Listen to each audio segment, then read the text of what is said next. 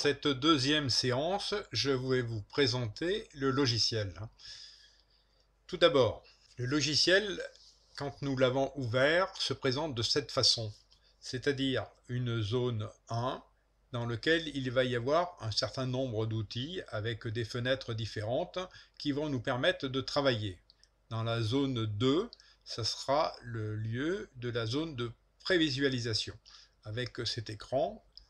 Et dans la zone 3, c'est la timeline avec la table de montage ou table de montage avec différentes lignes sur lesquelles nous pourrons mettre nos vidéos, photos et autres titres.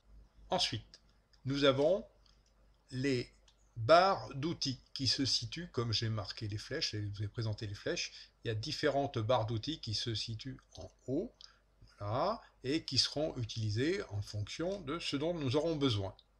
Ensuite, nous avons ici, sous la table de prévisualisation, un certain nombre de commandes qui nous permettront d'agir sur la fenêtre de prévisualisation et sur les tables de montage ou timeline. D'accord. Les commandes qui sont ici et les commandes qui sont ici sont strictement identiques. D'accord. On peut commencer ici et terminer ici. Arrêter ou supprimer. Voilà. C'est la même chose. Ensuite, sur la table de montage, nous avons ici 3 lignes vidéo et 2 lignes audio. Mais des lignes vidéo, on peut en rajouter autant que l'on veut. Pour la notion, enfin le système de base, c'est identique. 3 et 3. Ensuite, nous avons ici le curseur de temps qui se rétrécira au fur et à mesure que il y aura des vidéos qui seront mises, des rushs pardon, qui seront mises sur la table de montage. Et ici, nous avons avec plus et moins donc le réglage de ce curseur de temps. Ici, nous avons un certain nombre d'onglets, les médias de projet, explorateur, transition, effets vidéo, générateur de médias et découpage. Et ces onglets seront activés et dans cette fenêtre-là, on est sur la partie fenêtre explorateur, comme pour Windows, exactement pareil, mais on a la fenêtre qui s'ouvrira après pour voir pour médias de projet, transition et ainsi de suite.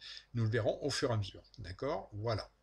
Ici, dans cette fenêtre que j'ai mis en bleuté, on pourra le modifier, je vous montrerai comment c'est possible.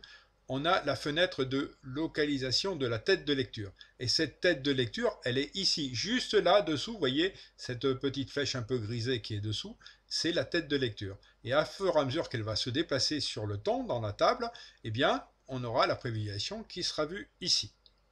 Ici, nous avons la grille de temps, vous voyez, avec 00 l'espace 0 ici, et ainsi de suite, en dixième de seconde à l'arrière, en seconde ici, et en minutes devant. D'accord? Minutes, secondes, dixième de seconde. Voilà pour la présentation de la fenêtre du logiciel.